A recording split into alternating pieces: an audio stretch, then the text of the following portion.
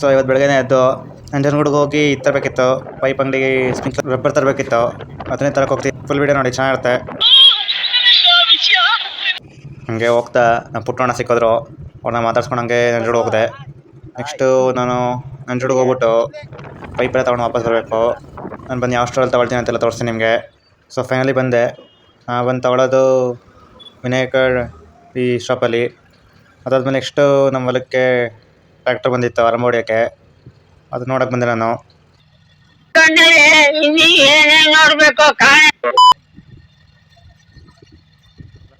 ಎಲ್ಲ ಮುಗಿದ್ಮೇಲೆ ವಾಪಸ್ ಬೀಗ ಹಾಕೊಂಡು ಮನೆಗೆ ಹೋಗೋಣ ಅಂತ 6:30ಗೆ ಬಂದೆ. ಅಷ್ಟೊತ್ತಿಗಾಗಲೇ ನಮ್ಮ ಬಾಸ್ ಶಿಷ್ಯ ಬಂದಿದ್ರು. ಅದು ಒಳಗಡೆ ಹೋಗಿ ಸೇರ್ಕೊಳ್ಳುತ್ತೆ, ನೋಡ್ಕೊಳ್ಳಿ. ಹಂಗೆ ಇಲ್ಲಿಗೆ ಎಷ್ಟು ದೊಡ್ಡದಾಗಿ ಕಾಣಿಸ್ತಿದೆ ಅಂದರೆ ಹತ್ರವ್ರು ಇನ್ನೆಷ್ಟು ದೊಡ್ಡದಿರ್ಬೋದು ಇದು. ಈ ವಿಡಿಯೋ ನಿಮ್ಗೆ ಇಷ್ಟ ಆಗಿದ್ರೆ ಲೈಕ್, ಶೇರ್, ಸಬ್ಸ್ಕ್ರೈಬ್ ಮಾಡಿ. ಬೆಲ್ ನೋಟಿಫಿಕೇಶನ್ ಆಲ್ರೆಡಿ, ಆಗ ನಿಮ್ಗೆ ಬೇಗ ಅಪ್ಡೇಟ್ಸ್ ಬರುತ್ತೆ. Thank you for watching.